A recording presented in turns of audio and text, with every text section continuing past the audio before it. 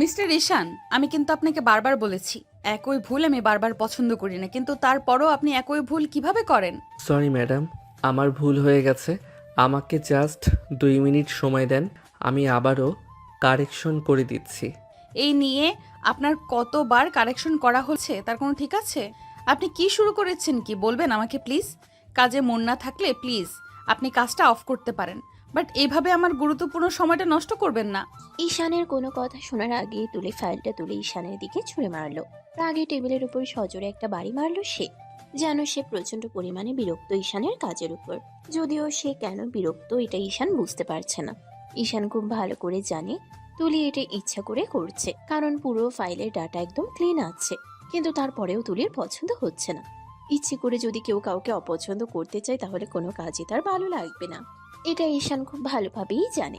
ঈশান জানে এখন তুলিকে কিছু বলে লাভ হবে না, তাই সে কোনো কথা না বাড়িয়ে ফাইলটা তুলে নিয়ে বাইরের দিকে চলে যেতে লাগলো। মিস্টার ঈশান, আমি কি আপনাকে চলে যেতে বলেছি? আপনি চলে যাচ্ছেন কিসের জন্য? Answer me.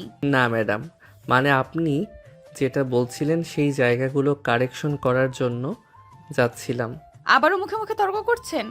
আমি আপনাকে বারবার বলেছি আমি মুখে মুখে তর্ক করা পছন্দ করি না। ঈশান এবার স্থির হয়ে দাঁড়ালো। সে জানে আজ তুলি তাকে সহজে ছাড়বে না। সে ধীরে ধীরে তুলির টেবিলের দিকে এগিয়ে এলো এবং সরাসরি তুলির চোখের দিকে অগ্নিদৃষ্টিতে তাকালো। ম্যাডাম, আপনি ঠিক কী চাইছেন? ফাইলটা যদি ভুলই হতো তবে আপনি সেটা প্রথমবারেই ছুঁড়ে মারতেন। 3বার রিজেক্ট করার পর এখন আপনি বলছেন আপনার সময় নষ্ট হচ্ছে। আসলে সময় নষ্টটা কি ফাইলে হচ্ছে নাকি আমাকে এখানে দাঁড় করিয়ে রেখে অন্য কোনো পুরনো ঝাল মেটাচ্ছেন? ঈশানের এই সোজা সাপটা কথা শুনে তুলি যেন মুহূর্তের জন্য বোবা হয়ে গেল। তার চোয়াল শক্ত হয়ে এলো। সে দ্রুত চেয়ার ছেড়ে উঠে দাঁড়ালো। আপনার সাহস তো কম না ঈশান? আমার বেতন খেয়ে আমার সামনেই তরপাচ্ছেন? ভুলে যাবেন না আপনি এখানে কেন এসেছেন, আর আমি আপনাকে কেন এখানে বন্দি করে রেখেছি। ভুলিনি ম্যাডাম, ভুলিনি বলেই তো আজও এই নরকে টিকে আছি। তবে মনে রাখবেন, ঘৃণা করতেও কিন্তু যোগ্যতা লাগে।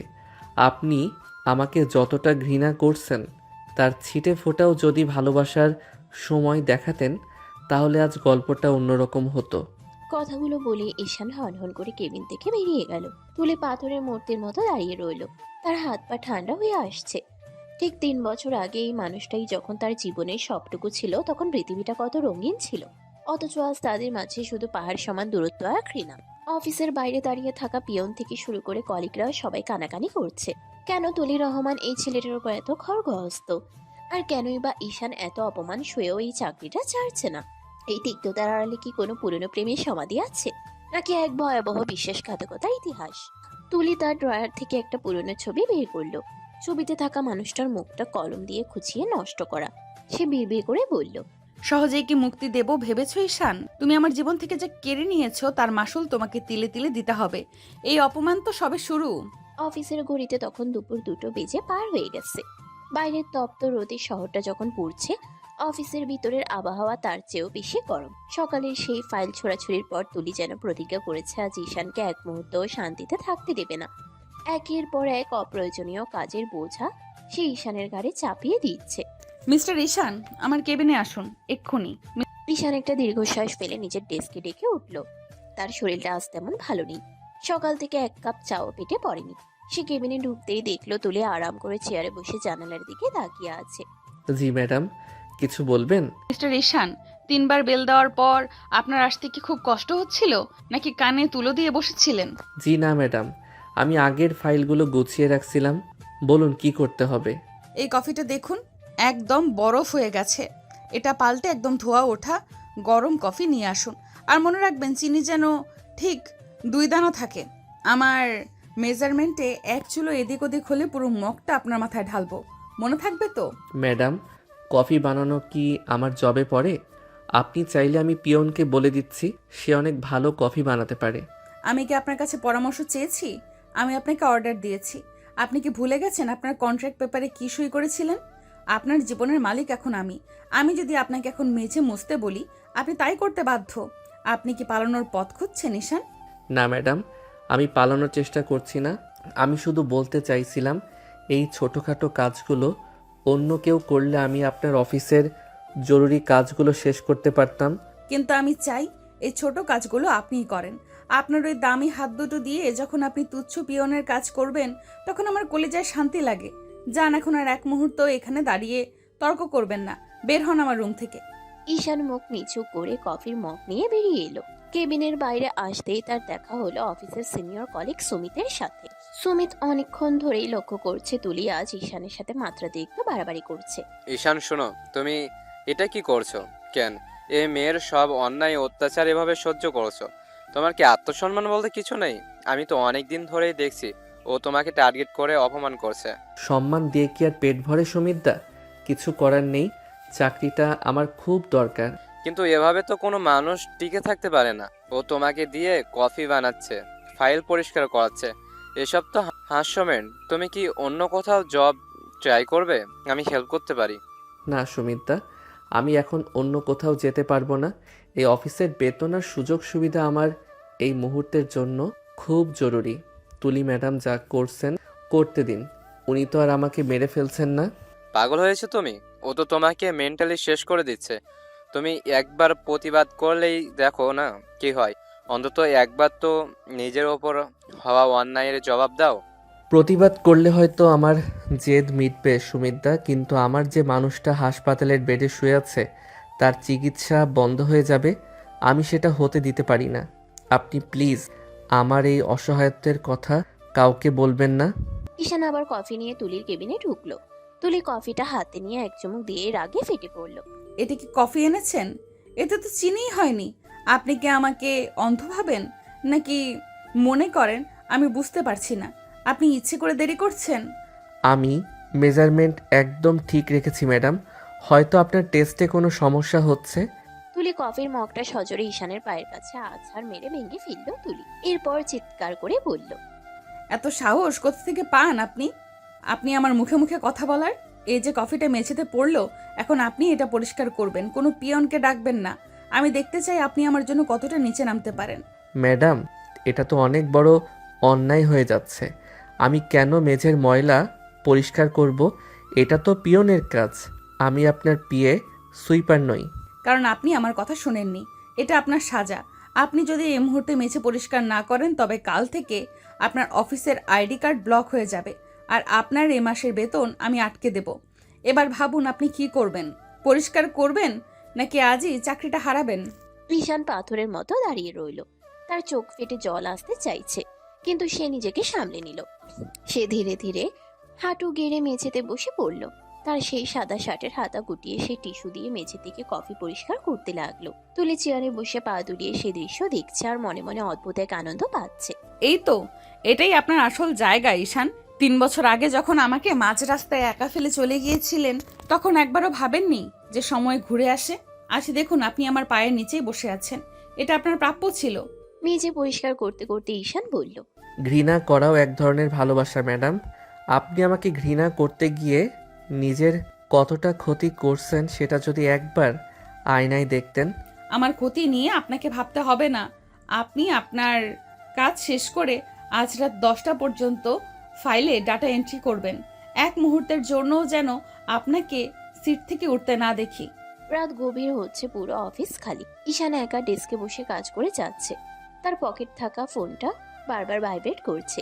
সে আড়ালে ফোনটা বের করে দেখলো হাসপাতালের নার্স ফোন করেছে।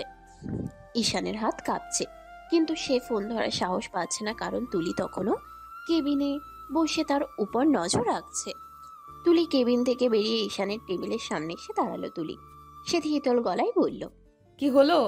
আপনার ফোনের লাইট তো বারবার জ্বলছে। কার ফোন? আপনার সেই বিশেষ মানুষটির, যার জন্য আমাকে আপনি ধোঁকা দিয়েছিলেন? ওটা জরুরি একটা ফোন ম্যাডাম। আমি কি 2 মিনিটের জন্য বাইরে গিয়ে কথা বলতে পারি? খুব ইমার্জেন্সি। না, 1 সেকেন্ডের জন্যও না। ফোন সাইলেন্ট করে ড্রয়ারে রাখুন। আমার দেওয়া কাজ শেষ না করে আপনি ফোন টাচ করবেন না, এটাই আমার শেষ কথা। ঈশান ফোনটা ড্রয়ারে রেখে আবার কাজে মন দিল। তার বুকের ভেতরটা হাহাকার করে উঠছে। সে জানে না হাসপাতালের ওপাশে কি হয়েছে, আর তুলি তার দিকে তাকিয়ে মনে মনে ভাবছে। কষ্ট পাও ঈশান, ঠিক এইভাবেই আমি ঠিক 3 বছর আগে আগুনে পুড়েছি। কিন্তু তুলি কি জানে ঈশান আসলে কার জীবন বাঁচাতে নিজের সবটুকু বিলিয়ে দিচ্ছে? রাত তখন অনেক। পুরো অফিস পাড়া একদম নিঝুম হয়ে গেছে। রাস্তার ল্যাম্পপোস্টের আলো কুলা ছাড়া আর কোথাও প্রাণের স্পন্দন নেই। তুলি তার কেবিনে বসে ল্যাপটপে কিছু হিসেব মেলাচ্ছিল। কাজ শেষ করে সে যখন তার দামি হ্যান্ডব্যাগটা কাঁধে ঝুলিয়ে কেবিন থেকে বের হতে যাবে, ঠিক তখনই তার চোখে পড়লো সামনের দিকে। পুরো ফ্লোর অন্ধকার হলেও কোণার দিকে ঈশানের ডিস্কের লাইটটা তখনও জ্বলছে। তুলির ভ্রু কুঁচকে এলো। সে কিছুটা অবাক হয়ে নিজের হাতের ঘড়ির দিকে তাকালো। রাত প্রায় 11টা বাজতে চলল। সে মনে মনে ভাবলো, ঈশান কি তবে এখনো অফিসে? এই মাঝরাতে সে এখানে কি করছে? তুলি নিজের অজান্তেই ধীর পায়ে ঈশানের ডেস্কের দিকে এগিয়ে গেল। অন্ধকারে শুধু একটি ল্যাম্পের আলোতে কাজ করে যাচ্ছে একজন মানুষ। কাছে গিয়ে দেখলো ঈশান অত্যন্ত মনোযোগ দিয়ে ফাইলটা ডাটা এন্ট্রি করছে। তার চোখগুলো লাল হয়ে গেছে, মুখটা ক্লান্তিতে ফ্যাকাশে দেখাচ্ছে। তুলি কয়েক সেকেন্ড দাঁড়িয়ে তাকে দেখলো, তারপর একটা কৃত্রিম গাম্ভীর্য নিয়ে প্রশ্ন করলো, মিস্টার ঈশান, আপনি এখনো অফিসে? 11টা বাজে, খেয়াল আছে আপনার? জি ম্যাডাম, কাজগুলো শেষ করছিলাম। হঠাৎ চলে এলেন যে? এত রাত পর্যন্ত কি কাজ করছেন আপনি? আমি তো সবাইকে ছুটি দিয়ে দিয়েছি অনেক আগে। আপনাকেও তো যাওয়ার পারমিশন দিয়েছিলাম। আপনি নিজেই তো কাজগুলো দিয়েছিলেন ম্যাডাম। আপনি সন্ধ্যার সময় জোর দিয়ে বলেছিলেন এই ফাইলগুলো কাল সকাল 8টার আগে রেডি চাই। তাই ভাবলাম আজ রাতেই শেষ করে রাখি, না হলে কাল সকালে আবার আপনার কাছে অকারণে অপমানিত হতে হবে। আপনার মেজাজ তো কখন কেমন থাকে তার কোনো ভরসা নেই। ঈশানের কথাগুলো তীরের মতো গিয়ে বিঁধল তুলির বুকে। মুহূর্তের মধ্যে তার মনে পড়ে গেল সন্ধ্যার সেই দৃশ্য। রাগের মাথায় সে ঈশানকে অসম্ভব কিছু কাজের টার্গেট দিয়েছিল এবং পরিষ্কার বলে দিয়েছিল কাজ শেষ না করে যেন সে না যায়। তুলির মনের এক কোণে হঠাৎ খুব অপরাধবোধ কাজ করতে লাগলো। সে ভাবেনি ঈশান তার রাগের কথাগুলো এতটাই সিরিয়াসলি নেবে। সত্যিই কি সে ঈশানের উপর অত্যাচারের সীমা ছাড়িয়ে যাচ্ছে? তুলির ইগো বা অহংকার অনেক বড়, তাই সে নিজের ভুল বুঝতে পারলেও সেটা সরাসরি মুখে প্রকাশ করতে চাইল না। সে তার গলার স্বর কিছুটা নরম করে ঈশানের দিকে তাকালো। আমি বলেছিলাম মানে এই নয় যে আপনি মাঝ রাত পর্যন্ত এখানে বসে থাকবেন। একটা কাজের তো লিমিট থাকে। মানুষ চাইলে অনেক কিছুই পারে, কিন্তু সুস্থ থেকে কাজ করাটা আসল। আপনার শরীর কি ভালো? আপনাকে তো দেখে মনে হচ্ছে আপনি এখানেই চেয়ার থেকে পড়ে যেতেন। শরীর ভালো কি মন্দ তা ভাবার সময় আমার নেই ম্যাডাম। আপনি আমার বস, আপনার অর্ডার পালন করা আমার দায়িত্ব। তাছাড়া আপনি তো বলেছিলেন যে আমার এই চাকরিটা আমার জন্য কতটা জরুরি। আমি তো শুধু আপনার কথা মতো আমার প্রয়োজনীয়তা প্রমাণ করছি। যথেষ্ট হয়েছে, এখন আপনাকে বড় বড় নীতি কথা শোনাতে হবে না। আপনি কি বুঝতে পারছেন না আপনি ক্লান্ত? এই কাজগুলো কাল সকালেও করা যেত। আমি শুধু আপনাকে একটু পরখ করে দেখছিলাম। এত সিরিয়াসলি নেওয়ার কিছু ছিল না। আপনার পরখ করার চক্করে আমার জীবনটা যে ওলট পালট হয়ে যাচ্ছে সেটা কি আপনি দেখতে পান ম্যাডাম? আমি তো আপনার কাছে মানুষ নই, শুধু একটা যন্ত্রের মতো, যার কোনো অনুভূতি নেই, কোনো ক্লান্তি নেই। ঠিক আছে, অনেক হয়েছে। কাজ কালকে করবেন। এখন ব্যাগ গুছিয়ে বাসায় যান। এই মাঝরাতে একা অফিসে বসে থেকে কোনো মহত্ব প্রমাণের দরকার নেই। এটা আমার নতুন অর্ডার। আমি ফাইলটা প্রায় শেষ করে এনেছি ম্যাডাম, আর 10 মিনিট সময় দিলে পুরোটা কমপ্লিট হয়ে যেত। আপনি তো বারবার বলেন অসম্পূর্ণ কাজ আপনার পছন্দ না। আমি বলেছি এখন যাবেন মানে এখনই যাবেন। আর শুনুন, যাওয়ার সময় কোনো রিক্সা না পেলে আমাকে বলবেন, আমি মেইন রোড পর্যন্ত ড্রপ করে দেব। শহরটা এই সময় নিরাপদ নয়। তার দরকার নেই ম্যাডাম, আমি একা যেতে পারবো। আপনার দয়া পাওয়ার যোগ্যতা বা ইচ্ছে কোনোটাই আমার নেই। ঈশান দ্রুত তার ব্যাগটা গুছিয়ে নিল এবং ডেস্কের লাইটটা নিভিয়ে দিল। অন্ধকারে তুলি দাঁড়িয়ে রইল। সে দেখলো ঈশান টলতে টলতে লিফটের দিকে এগিয়ে যাচ্ছে। তুলি মনে মনে ভাবলো এই ছেলেটা আগে এমন ছিল না। এতটা জেদ আর এতটা সহ্য শক্তি সে কোথায় পেল? 3 বছর আগে সে হাসি খুশি ঈশান কি তবে সত্যিই মরে গেছে? ঈশান লিফটে উঠে দেয়ালের সাথে হেলান দিয়ে দাঁড়িয়ে পড়ল। তার মাথা ঘুরছে। সে পকেট থেকে ফোনটা বের করলো। দেখলো 20টা মিসড কল, সব হাসপাতাল থেকে। তার বুকটা ধরফর করে উঠল। সে দ্রুত হাসপাতালের নম্বরে কল ব্যাক করলো। হ্যালো সিস্টার, আমি ঈশান বলছি। পেশেন্টের অবস্থা কেমন? কেন এতবার ফোন দিচ্ছিলেন? ফোনের ওপাশ থেকে নার্সের কথা শুনে ঈশানের পায়ের নিচ থেকে মাটি সরে গেল। তার দু চোখ বেয়ে অবিরল ধারায় জল পড়তে লাগলো। সে বিড়বিড় করে বলল, না, এটা হতে পারে না। আমি আসছি, আমি এখনই আসছি। ওদিকে তুলি তার গাড়িতে উঠে স্টার্ট দিল। সে ভাবছিল ঈশানের কথা। কেন সে ঈশানের প্রতি এতটা নিষ্ঠুর হচ্ছে? এই ঘৃণা কি তাকে আসলেই শান্তি দিচ্ছে, নাকি সে নিজের অজান্তেই ঈশানকে আবার নিজের কাছে ফিরে পেতে চাইছে? মাঝরাতের এই নির্জনতায় দুই মেরুর দুই মানুষের গল্প এক নতুন মোড় নিল। ঈশান কি সময় মতো হাসপাতালে পৌঁছাতে পারবে? আর তুলি কি জানতে পারবে সেই ভয়ঙ্কর সত্যিটা যার জন্য ঈশান আজ সর্বশান্ত? লিফট থেকে বেরিয়ে ঈশান পাগলের মতো অফিসের মেইন গেটের দিকে দৌড় দিল। বাইরে তখন আকাশ ভেঙে বৃষ্টি নামছে, সাথে প্রচন্ড বাতাসের গর্জন। এই ঝড়ের রাতে রাস্তাঘাট একদম জনশূন্য। একটা রিক্সা বা সিএনজি তো দূরের কথা, একটা সামান্য রিক্সাও কোথাও দেখা যাচ্ছে না। ঈশান বৃষ্টিতে ভিজতে ভিজতে রাস্তার মাঝখানে দাঁড়িয়ে দিক বিদিক জ্ঞান শূন্য হয়ে এদিক ওদিক তাকাচ্ছে। তার কানে তখনও নার্সের সেই কথাগুলো বাজছে যে পেশেন্টের অবস্থা খুবই আশঙ্কাজনক, তাকে এক্ষুনি আইসিইউতে শিফট করতে হবে। ঈশানের বুকের ভেতরটা ফেটে যাচ্ছে, দু চোখ বেয়ে বৃষ্টির সাথে নোনা পানি মিশে একাকার হয়ে যাচ্ছে। ঠিক সেই সময় তুলি তার লাল রঙের গাড়িটা নিয়ে অফিস থেকে বের হচ্ছিল। হেডলাইটের আলোতে সে দেখলো ঈশান বৃষ্টির মধ্যে মাঝ রাস্তায় দাঁড়িয়ে আছে। সে গাড়িটা থামিয়ে গ্লাস নামালো। তুলির ভ্রু কুঁচকে এলো। সে বুঝতে পারছে না ঈশান কেন এভাবে ভিজছে। মিস্টার ঈশান, এই ঝড়ের মধ্যে আপনি মাঝ রাস্তায় দাঁড়িয়ে কি নাটক করছেন? আপনার কি মাথা খারাপ হয়ে গেছে? এইভাবে ভিজলে তো কাল অফিসে আসতে পারবেন না। ম্যাডাম প্লিজ আমাকে একটু হসপিটালে নামিয়ে দেবেন, খুব জরুরি। কোনো গাড়ি পাচ্ছি না আমি, আপনার পায়ে পড়ি, আমাকে ফিরিয়ে দেবেন না? হসপিটালে? এত রাতে হসপিটালে কেন? কার কি হয়েছে সেটা তো বলবেন। ঈশান কোনো উত্তর দেওয়ার মতো অবস্থায় ছিল না, তার হাত পা কাঁপছিল। সে হুট করে গাড়ির দরজা খুলে তুলির পাশে বসে পড়ল। তুলি অবাক হয়ে তার দিকে তাকিয়ে রইল। তার মেজাজ চড়ে গেল ঈশানের এই অসভ্যতা দেখে। আরে আমি কি আপনাকে গাড়িতে উঠতে বলেছি? নামুন গাড়ি থেকে। আপনি পুরো সিট ভিজিয়ে দিচ্ছেন, আর আমার পারমিশন ছাড়া আপনি আমার পাশে বসার সাহস পান কিভাবে? আপনি কি ভুলে গেছেন আমি আপনার বস? গাড়ি চালান ম্যাডাম, বলছি গাড়ি চালান। আমার হাতে একদম সময় নেই। আপনি যদি আমাকে এখন সাহায্য না করেন তবে আমি আজ বড় কোনো দুর্ঘটনা ঘটিয়ে ফেলব। প্লিজ গাড়িটা স্টার্ট দিন। আপনি কি আমাকে অর্ডার দিচ্ছেন ঈশান? নামুন বলছি। আমি কোনোভাবেই আপনাকে নিয়ে কোথাও যাব না। ঈশান তখন হুট করে তুলির হাত থেকে স্টিয়ারিং কেড়ে নেওয়ার চেষ্টা করলো। সে এমনভাবে স্টিয়ারিং ঘোরাতে চাইলো যে গাড়িটা পাশের আইল্যান্ডের সাথে ধাক্কা খেতে পারত। তুলি ভয় পেয়ে চিৎকার করে উঠল। সে বুঝতে পারলো ঈশান এই মুহূর্তে হিতাহিত জ্ঞান হারিয়ে ফেলেছে। তাকে না নিয়ে গেলে সে বড় কোনো ক্ষতি করে ফেলবে। পাগল হয়েছেন আপনি? ছাড়ুন স্টিয়ার। অ্যাক্সিডেন্ট হবে তো।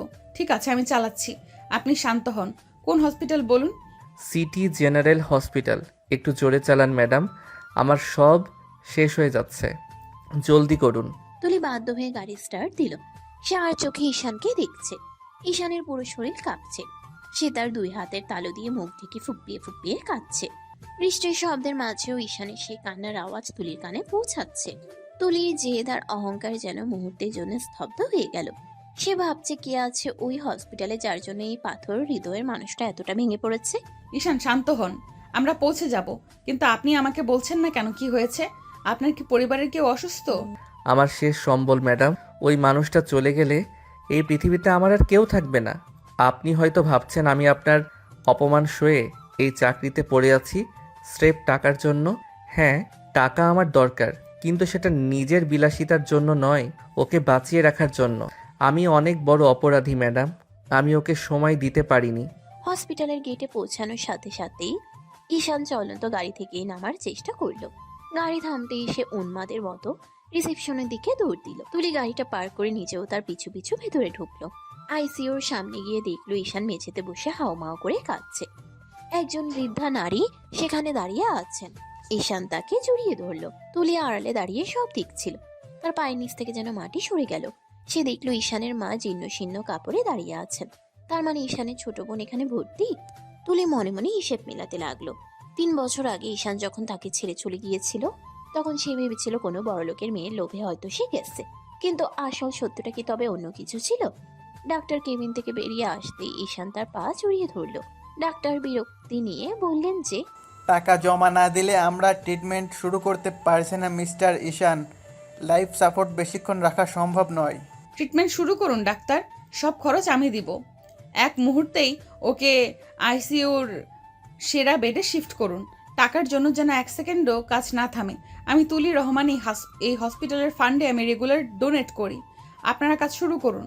ঈশান অবাক হয়ে তুলির দিকে তাকালো। তার চোখের পানিতে তখনও বিস্ময় আর কৃতজ্ঞতা। তুলি কি সত্যিই বদলে গেল, নাকি এর পেছনেও আছে নতুন কোনো চাল? ঈশান আর তুলির এই অমীমাংসিত সম্পর্কের জটকে তবে আজ খুলতে শুরু করলো। হসপিটালের করিডোরে দাঁড়িয়ে থাকা দুই মানুষের জীবনে কি আজ নতুন কোনো ভোর আসবে, নাকি এই রাতের অন্ধকারে লুকিয়ে থাকবে আরো অনেক না বলা কথা? হাসপাতালের করিডোরটা এখন একদম নিঝুম হয়ে গেছে। আইসিইউর সামনে শুধু একটা টিমটিমে নীল আলো জ্বলছে। ঈশান এক পাশের একটা কাঠের বেঞ্চে কপালে হাত দিয়ে মাথা নিচু করে বসে আছে। তার পুরো শরীরটা যেন পাথরের মতো স্থির হয়ে গেছে। একটু দূরে দাঁড়িয়ে তুলি এই দৃশ্যটা দেখছিল। তার বুকের ভেতরটা কেমন জানি হাহাকার করে উঠছে। এই সেই ঈশান, যাকে সে দিনের পর দিন অফিসে তিলে তিলে অপমান করেছে। অথচ এই মানুষটা পাহাড় সমান কষ্ট বুকে চেপে মুখ বুজে সব সয়ে গেছে। তুলি খুব সাবধানে অত্যন্ত নীরবে ঈশানের পাশে গিয়ে বসলো। ঈশান তখনও টেরই পায়নি যে তার পাশে কেউ এসে বসেছে। কবে হলো এমনটা ঈশান?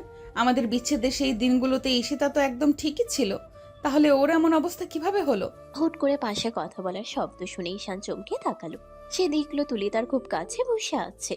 তার চোখে আর সেই চিরচেনা রুদ্রমূর্তি নেই, বরং এক অজানা করুণা আর মায়া খেলা করছে। ঈশান তার চোখের পানি আলতো করে মুছে একটা দীর্ঘশ্বাস ছাড়লো এবং শূন্য দৃষ্টিতে সামনের দিকে তাকিয়ে বলতে শুরু করলো। কি বলবো দুঃখের কথা ম্যাডাম, কপাল পোড়া হলে যা হয় আর কি। আমাদের সম্পর্কের সেই টানাপোড়েনের সময়টাতে যখন আমি একদম দিশেহারা, ঠিক তখনই আমাদের উপর এই বিপদটা এলো। ঈশিতা যখন কলেজ থেকে ফিরছিল, তখন একটা বেপরোয়া ট্রাক ওকে ধাক্কা দিয়ে চলে যায়। ওর মেরুদণ্ড আর মাথায় গুরুতর আঘাত লাগে। সেই দিন থেকেই ও এই সাদা চাদরে ঢাকা বিছানায় নিথর হয়ে পড়ে আছে। ডাক্তার বলেছিল অপারেশন করলে হয়তো ও আবার হাঁটতে পারবে, কিন্তু সেই খরচ জোগাতে জোগাতে আমার আর কিছুই অবশিষ্ট নেই। কিন্তু আপনি আমাকে একবারও বলেননি কেন ঈশান? আমি তো জানতামই না যে ঈশিতার এই অবস্থা। আপনি কি পারতেন না একবার অন্তত আমার কাছে এসে দাঁড়াতে, সাহায্য চাইতে? সাহায্য কার কাছে চাইতাম ম্যাডাম? আপনি তো আমাকে বিশ্বাসই করতেন না। আপনি ভাবতেন আমি স্বার্থপর, আমি শুধু নিজের কথা ভাবি। আর সত্যি বলতে আমার অভাব আমাকে ছোট করলেও আমার আত্মসম্মান আমাকে আপনার দুয়ারে হাত পাততে দেয়নি। আপনি আমাকে মনে মনে ঘৃণা করতেন, আর আমি সেই ঘৃণাকেই মেনে নিয়ে লড়াই চালিয়ে গেছি।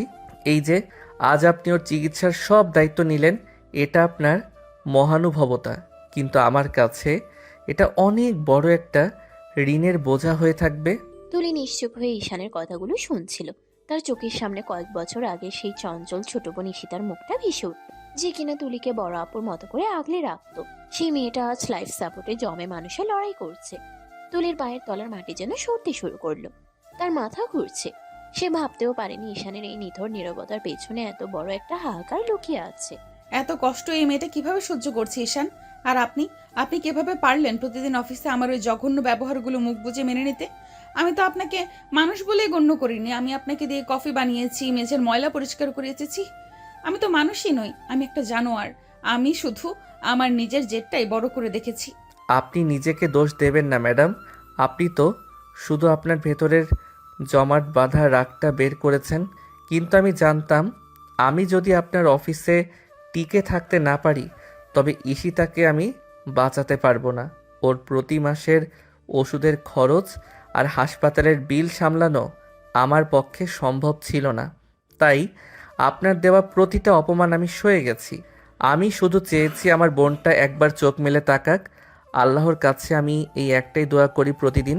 তুলি আর নিজেকে ধরে রাখতে পারলো না। সে মুখ ঢেকে টুকরে কেঁদে উঠল। যে মানুষটাকে সে প্রতিদিন তিলে তিলে ধ্বংস করতে চেয়েছিল, সে মানুষটা আসলে নিজের রক্ত পানি করে অন্য একজনের জীবন বাঁচানোর জন্য লড়াই করছে। তুলির মনে হচ্ছে পৃথিবীর সব অন্ধকার রাস্তাকে ঘিরে ধরেছে। সে ভাবছে কতটা নিষ্ঠুর হলে একটা মানুষের এমন চূড়ান্ত অসহায়ত্ব নিয়ে খেলা করা যায়। আমাকে কোনোদিন মাফ করবেন না ঈশান। আমি ক্ষমার যোগ্য নই, কিন্তু আমি কথা দিচ্ছি ঈশিতাকে আমি সুস্থ করে তুলবই। আমি কালকেই ওকে দেশের বাইরে পাঠানোর ব্যবস্থা করছি। আজ থেকে আপনি আর একা নন ঈশান, আমি আপনার পাশে আছি। সব দায় আমার। অনেক দেরি হয়ে গেছে ম্যাডাম। ডাক্তাররা তো সব আশা ছেড়ে দিয়েছে। এখন শুধু আল্লাহর রহমত ছাড়া আর কোনো উপায় নেই। তবে আপনি যে আজ আমার পাশে এসে বসেছেন, এটাই আমার জন্য অনেক বড় পাওয়া। হাসপাতালের এই বিষণ্ণ রাতে দুই চিরশত্রু যেন এক নতুন সম্পর্কের সেতু তৈরি করলো। ঘৃণা আর প্রতিশোধের দেয়ালটা এক নিমিষেই ধসে ধুলোয় মিশে গেল। তুলি মনে মনে প্রতিজ্ঞা করলো সে তার সর্বস্ব দিয়ে হলেও ঈশানের হারানো শোক ফিরিয়ে আনবে। হাসপাতালের করিডোরে নিস্তব্ধতা যেন আরো ঘনীভূত হলো। তুলি দীর্ঘক্ষণ ধরে ঈশানের ক্লান্ত মুখটার দিকে তাকিয়েছিল। তার মনে একটা পুরনো খটকা নতুন করে দানা বাঁধতে শুরু করেছে। 3 বছর আগে হুট করে ঈশানের বদলে যাওয়া আর কোনো কারণ ছাড়াই সম্পর্ক ছিন্ন করে নিখোঁজ হয়ে যাওয়া, সবকিছুই যেন এই পরিস্থিতির সাথে কোথাও গিয়ে মিলছে। তুলি তার মনের গভীর থেকে আসা প্রশ্নটা আর চেপে রাখতে পারল না। ঈশান, আমি একটা কথা জানতে চাই, সত্যি করে বলবেন কি? আসলে আমাদের সম্পর্কের বিচ্ছেদের কারণটা কি তবে এটাই ছিল? ঈশিতার এই বিপদের জন্যই কি আপনি আমাকে ছেড়ে চলে গিয়েছিলেন? তুলির প্রশ্নটা শেষ হওয়ার সাথে সাথেই ঈশানের চেহারার রং বদলে গেল। এতক্ষণ যে বিষণ্ণতা তার চোখে ছিল সেখানে হুট করে একরাশ আতঙ্ক ভর করলো। সে চোরের মতো এপাশ ওপাশ তাকাতে লাগলো, যেন কেউ তাকে হাতে নাতে ধরে ফেলেছে। তার কপালে বিন্দু বিন্দু ঘাম জমতে শুরু করেছে। তুলি খুব ভালো করেই জানে ঈশান যখন সত্য লুকোনোর চেষ্টা করে তখন সে এভাবেই অস্থির হয়ে ওঠে। না মানে আপনি এসব কি বলছেন ম্যাডাম? এর সাথে ওসবের কোনো সম্পর্ক নেই। আপনি অযথা পুরনো কথা টেনে আনছেন। আসলে ওই যে দেখুন ডাক্তার ডাকছে আমাকে, আমি ওনাকে একবার দেখে আসি। ঈশান তড়িঘড়ি করে উঠে চলে যেতে চাইলো, কিন্তু তুলি এবার তাকে সুযোগ দিল না। সে বিদ্যুৎ বেগে উঠে দাঁড়িয়ে ঈশানের হাত শক্ত করে ধরে ফেলল এবং তাকে আবার বেঞ্চে বসিয়ে দিল। তুলির চোখে এখন তীক্ষ্ণ দৃষ্টি। মিথ্যা বলবেন না ঈশান, ডাক্তার কাউকে ডাকছে না। আপনি আমার চোখের দিকে তাকিয়ে কথা বলুন। সত্যি করে বলুন তো, আমাকে আপনি কি লুকাচ্ছেন আমার কাছ থেকে? আপনার এই পালিয়ে যাওয়ার চেষ্টা বলে দিচ্ছে এই বিচ্ছেদের কারণ শুধু ঈশিতার অ্যাক্সিডেন্ট নয়, বরং আরো বড় কিছু। আমাকে কি আপনি বিশ্বাস করেন না? বিশ্বাস অবিশ্বাসের কোনো কথা এখানে আসছে না ম্যাডাম। আমি জাস্ট খুব টেনশনে আছি। ঈশিতার এই অবস্থায় আমি এসব প্রশ্নের উত্তর দিতে পারবো না। প্লিজ আমাকে যেতে দিন, আমার খুব দম বন্ধ লাগছে। ঈশান একরকম জোর করেই তুলির হাত থেকে নিজের হাত ছাড়িয়ে নিল। সে আর এক মুহূর্তেও সেখানে দাঁড়ালো না। করিডোর দিয়ে প্রায় দৌড়ে সে লিফটের দিকে চলে গেল। তুলি সেখানে পাথরের মতো দাঁড়িয়ে রইল। সে স্পষ্ট বুঝতে পারছে ঈশান কোনো একটা ভয়াবহ সত্য নিজের বুকের ভিতর চেপে রেখেছে, যে সত্যটা প্রকাশ পেলে হয়তো পুরো পৃথিবীটা উলটপালট হয়ে যাবে। আপনি আমার কাছ থেকে পালিয়ে পার পাবেন না ঈশান। আপনার এই আতঙ্কিত চোখ বলে দিচ্ছে আপনি কোনো বড় একটা অপরাধ বোধে ভুগছেন। আপনি যতই লুকানোর চেষ্টা করুন না কেন, এই তুলি রহমান সত্যিটা বের করেই ছাড়বে। আমাদের ভালোবাসার মাঝে কে দেয়াল হয়ে দাঁড়িয়েছিল সেটা আমি জেনেই ছাড়বো। ঈশান লিফটের ভিতর ঢুকে হাঁপাতে লাগলো। তার মনে হচ্ছে তার গোপন কোনো কুটুরিতে কেউ হানা দিয়েছে। সে বিড়বিড় করে বলতে লাগলো, না তুলি, আমি তোমাকে কখনোই সেই সত্যিটা বলতে পারবো না। যদি জানো কেন আমি তোমাকে ছেড়েছিলাম, তবে তুমি আমাকে ঘৃণা করারও ভাষা খুঁজে পাবে না। সেই সত্যিটা ঈশিতার সাথেই এই হাসপাতালের চার দেওয়ালে বন্দি থাক। ওদিকে তুলি তার ফোনে কাউকে মেসেজ দিল। তার চোখে এখন আগুনের মতো জেদ। সে মনে মনে প্রতিজ্ঞা করলো 3 বছর আগে সেই ধোঁয়াশা সে এবার দূর করবেই। ঈশান কেন পালিয়েছিল, কেন সে নিজেকে অপরাধী মনে করছে, আর এই ঈশিতার দুর্ঘটনার সাথে কি অন্য কারো হাত ছিল? শুরু হলো নতুন এক রহস্যের তদন্ত। একদিকে ঈশানের লুকানো অতীত, অন্যদিকে তুলির সত্য জানার নেশা। সারা রাত হাসপাতালে সেই সাদা করিডোরে ঈশানের পাশাপাশি তুলিও কাটিয়ে দিল। ভোরের আলো ফুটতেই হাসপাতালের ব্যস্ততা বাড়তে শুরু করলো। তুলি লক্ষ্য করলো ঈশানের মুখটা আগের চেয়েও বেশি ফ্যাকাশে হয়ে গেছে। দীর্ঘ অনাহার আর দুশ্চিন্তায় ছেলেটা যেন শুকিয়ে কাঠ হয়ে গেছে। তুলি উঠে দাঁড়িয়ে ঈশানের সামনে গিয়ে দাঁড়ালো। এখন ঈশিতা একটু সুস্থ আছে, ডাক্তার বলেছে আগামী কয়েক ঘন্টা অন্তত বিপদ মুক্ত। আমি এখন বাড়িতে যাচ্ছি ফ্রেশ হতে। আর শোন, তুই আজকে অফিসে যাওয়ার দরকার নেই, এখানেই থাক। ম্যাডাম, আপনি আমাকে তুই করে বলছেন? আর অফিসে যাব না মানে? আজ তো অনেকগুলো ইম্পর্টেন্ট ফাইল রেডি করার কথা ছিল। এইভাবে চোখ বড় বড় করে তাকিয়ে থাকার কিছু নেই। আমি যা বলেছি সেটা যেন মাথায় থাকে। আজকে আর অফিসে যাওয়ার কোনো দরকার নেই তোর। এটা আমার অর্ডার। আর মনে রাখিস, আমার কথার উপর দিয়ে টপকে কিছু করার চেষ্টা যেন না করা হয়, বলে রাখলাম। তুলি আর এক মুহূর্তও না দাঁড়িয়ে হন হন করে করিডোর দিয়ে বেরিয়ে গেল। ঈশান অপলক দৃষ্টিতে তুলির যাওয়ার দিকে তাকিয়ে রইল। তুলি বাসায় ফিরে দ্রুত ফ্রেশ হয়ে বিছানায় গায়ে দিল। শরীরের উপর দিয়ে অনেক ধকল গেছে, তাই লম্বা একটা ঘুম দিল সে। যখন তার ঘুম ভাঙলো তখন গড়িতে দুপুর 1টা। অফিসে যেতে আজ অনেক দেরি হয়ে গেছে তার। তুলি তড়িঘড়ি করে তৈরি হয়ে অফিসে পৌঁছালো, কিন্তু নিজের কেবিনের দিকে এগোতেই সে যা দেখলো তা দেখে তার মাথার রক ফুলে উঠলো। সে দেখলো ঈশান তার ডেস্কে বসে ঘাড় নিচু করে ফাইলে কাজ করছে। তুলি প্রচন্ড পরিমাণে রেগে গিয়ে নিজের কেবিনে ঢুকলো এবং চিৎকার করে ঈশানকে ডেকে পাঠালো। মিস্টার ঈশান, আমার কেবিনে আসুন এক্ষুনি। ঈশান কেবিনে ঢোকা মাত্রই তুলি চেয়ার ছেড়ে উঠে দাঁড়ালো। তার চোখে মুখে রাগের আগুন। আপনাকে আমি ভোরে কি বলেছিলাম ঈশান? আপনাকে আমি বারবার বারণ করেছিলাম না আজকে অফিসে আসতে? সারা রাত একটা মানুষ না ঘুমিয়ে থেকে এখন আবার অফিসে কাজ করছেন। আপনি কি নিজেকে রোবট ভাবেন, নাকি আমার কথা অমান্য করা আপনার অভ্যাসে পরিণত হয়েছে? ম্যাডাম, আমি আসলে ফাইলগুলো পেন্ডিং রাখতে চাইনি। আর অফিসে না আসলে আমার সময় কাটতো না। ঈশিতার পাশে মা আছেন এখন। আমি জানতে চেয়েছি আমি আপনাকে নিষেধ করার পরও আপনি কেন এসেছেন। আপনার কি নিজের জীবনের প্রতি কোনো মায়া নেই? এই যে আপনার চোখগুলো জবা ফুলের মতো লাল হয়ে আছে, আপনি কি আয়নায় নিজের চেহারা দেখেছেন আজ? ম্যাডাম আপনি প্লিজ চিৎকার করবেন না, এটা তো আমার প্রতিদিনের রুটিন। ঈশিতা যখন থেকে অসুস্থ তখন থেকে আমি এভাবে কাজ করি, সারা রাত হাসপাতালে ডিউটি করি আর সারা দিন অফিসে কাজ করি, এতে আমার কোনো সমস্যা হয় না, আমি অভ্যস্ত। ঈশানের মুখ থেকে প্রতিদিনের রুটিন শব্দটা শুনে তুলি মুহূর্তের জন্য স্তব্ধ হয়ে গেল। তার রাগে জায়গাটা হুট করে এক গভীর আতঙ্ক আর করুণায় ভরে উঠল। প্রতিদিনের রুটিন মানে? আপনি বলতে চাচ্ছেন আপনি দিনের পর দিন এভাবেই চলছেন? রাতে হসপিটাল আর দিনে অফিস? আপনি ঘুমান কখন, খান কখন? সময় সুযোগ মতো একটু একটু বিশ্রাম নেই ম্যাডাম, কাজ না করলে তো আমার চলবে না। ঈশিতার চিকিৎসার খরচ তো অনেক, তাছাড়া কাজ আমাকে দুশ্চিন্তা থেকে দূরে রাখে। আপনি প্লিজ আমাকে আমার মতো কাজ করতে দিন। এতদিন যা করেছো করেছো ঈশান, এখন থেকে আর সেটা হচ্ছে না। আমি বেঁচে থাকতে তোমাকে আর এইভাবে নিজেকে শেষ করতে দিব না। তুমি কি মনে করো আমি পাথর? তোমার এই জীর্ণ দশা দেখেও আমি চুপ করে থাকবো? ম্যাডাম আপনি হঠাৎ এমন কেন করছেন? কয়েকদিন আগেও তো আপনি আমাকে সহ্য করতে পারতেন না? আমি কাজ একটু ভুল করলেই আপনি ফাইল ছুঁড়ে মারতেন, আজ কেন আমার জন্য আপনার এত মায়া হচ্ছে? কারণ আমি জানতাম না ঈশান, আমি জানতাম না তুমি এই পাহাড় সমান বোঝা একা কাঁধে নিয়ে লড়ছো। আমি শুধু আমার অপমান আর বিচ্ছেদ নিয়ে পড়েছিলাম, কিন্তু এখন আমি সব জানি। এতদিন যা করেছো করেছো, এখন থেকে তোমার এই রুটিন আমি বদলে দেব। আমার রুটিন বদলানোর দরকার নেই ম্যাডাম, আমি যেভাবে আছি সেভাবেই ঠিক আছি, দয়া করে আমাকে করুণা করবেন না। চুপ, একদম চুপ। আমি কোনো করুণা করছি না, আমি আমার অধিকারের কথা বলছি। এই মুহূর্তে তুমি বাড়ি যাবে এবং গিয়ে লম্বা একটা ঘুম দিবে। এটা কোনো রিকোয়েস্ট নয়, বসের অর্ডার। আর শোনো, তোমার ফোনের ড্রয়ারে আমি একটা কার্ড পেয়েছি, ওটা দিয়ে ঈশিতার সব পেমেন্ট হবে। আমার পারমিশন ছাড়া তুমি আর 1 টাকাও কোথাও খরচ করবে না। ম্যাডাম এটা আমি নিতে পারবো না, আমি আপনার দয়া নিয়ে বাঁচতে চাই না। এটা দয়া নয় ঈশান, এটা আমার জেদ। আমি তোমাকে আবার সুস্থ দেখতে চাই। আর যদি আমার কথা না শোনো তবে মনে রেখো, আমি তোমাকে এই অফিস থেকে জোর করে বের করে দেব। এখন যাও, আমার সামনে থেকে বের হও। ঈশান কিছু বলতে চাইল, কিন্তু তুলি চোখের জেদের সামনে সে আর কথা বাড়াতে পারল না। সে মাথা নিচু করে কেবিন থেকে বেরিয়ে গেল। তুলি তার চেয়ারে ধপ করে বসে পড়ল।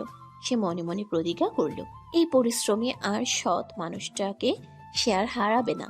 ঈশানকে সে আবার সে হাসি খুশি মানুষটাই ফিরিয়ে আনবে। কিন্তু এই পথকে এতটাই সহজ হবে? দিন দিনে কেটে গেছে অফিসের সেই থমথমে আর বিষাক্ত পরিবেশটা এখন অনেকটাই বদলে গেছে। তুলি কেন জানি এখন আর আগের মতো চিৎকার করে না, বরং ঈশান আশেপাশে থাকলে তার মনের ভেতরে এক অদ্ভুত প্রশান্তি কাজ করে। আগে ঈশানের মুখ দেখলেই যেখানে তার মেজাজ বিগড়ে যেত, এখন সেখানে ঈশানের উপস্থিতি তার বুকের ভেতর অকারণ দোলা দেয়। তুলি নিজের কেবিনে বসে ল্যাপটপের দিকে তাকিয়ে থাকলেও তার মন পড়ে থাকে কাছের দেয়ালের ওপাশের ডেস্কে বসা ওই শান্ত মানুষটার দিকে। ঈশান যখন কাজের ফাঁকে নিজের চশমাটা ঠিক করে, তখন তুলি এক দৃষ্টিতে সেদিকে তাকিয়ে থাকে। মিস্টার ঈশান, একবার ভেতরে আসুন তো, আপনার সাথে জরুরি কথা আছে। ঈশান কেবিনে ঢুকেই দেখলো তুলি নিবিষ্ট মনে ল্যাপটপে কিছু দেখছে। ঈশান টেবিলের সামনে গিয়ে দাঁড়ালো। তুলি ল্যাপটপ থেকে চোখ না সরিয়েই জানালো যে ঈশানের হাতের ওই ফাইলটা তার লাগবে। ঈশান যখন ফাইলটা এগিয়ে দিচ্ছিল, তখন তুলি হুট করে ঈশানের চোখের দিকে তাকালো। ঈশান ভ্রুকুচকে চোখের ইশারায় জিজ্ঞেস করলো যে কি হয়েছে বা কোনো ভুল হয়েছে কিনা। ঈশানের সে গভীর চাহনি দেখে তুলি হুট করেই অপ্রস্তুত হয়ে গেল। সে দ্রুত নিজের চোখের পলক নামিয়ে নিল এবং তার গাল দুটো লজ্জায় কিছুটা লাল হয়ে উঠল। না মানে, আপনার এই ফাইলটা দেখা শেষ হলে আমার টেবিলে দিয়ে আসবেন। আর শুনুন, আপনার জন্য আমি কফি আনিয়েছি, ওটা খেয়ে নেবেন। খবরদার ঠান্ডা করবেন না কিন্তু। আপনি কেন কফি আনালেন ম্যাডাম? আমি তো পিয়নকে বললেই পারতাম। আপনি ইদানিং খুব অদ্ভুত আচরণ করছেন আমার সাথে, আপনার এই ভালো ব্যবহারটা ঠিক হজম হচ্ছে না। আমি যা করছি তাতে কি আপনার আপত্তি? আমি বলেছি কফিটা খেয়ে নেবেন, ব্যাস। এতে এত কথা বলার কি আছে? নিজের স্বাস্থ্যের যত্ন তো নিতে পারেন না, এখন আমি নিচ্ছি তাতেও সমস্যা? তুলি ফাইলটা হাতে নিয়ে এমন ভাব করলো যেন সে খুব ব্যস্ত। ঈশান চলে যাওয়ার পর সে নিজের বুকের উপর হাত রেখে অনুভব করলো হৃদস্পন্দন কত দ্রুত চলছে। 3 বছর আগে ঠিক এইভাবে ঈশান তাকে জ্বালিয়ে মারত, আর আজ সে নিজে ঈশানের মায়ে আবার নতুন করে জড়িয়ে যাচ্ছে। কিছুক্ষণ পর ঈশান আরেকটা ফাইল নিয়ে তুলির কেবিনে ঢুকলো। তুলি তখন জানালার দিকে মুখ করে দাঁড়িয়ে বাইরের আকাশ দেখছিল। ঈশান টেবিলের উপর ফাইলটা রাখতেই তার গায়ে সেই পরিচিত পারফিউমের ঘ্রাণ তুলির নাকে লাগলো। তুলি পেছন ফিরে তাকালো। ঈশান তখনও দরজার দিকে মুখ করে দাঁড়িয়ে আছে। তুলি হুট করে ঈশানের খুব কাছে চলে এলো। ঈশান অপ্রস্তুত হয়ে দুপা পিছিয়ে গেল, কিন্তু তার পেছনেই ছিল দেয়াল।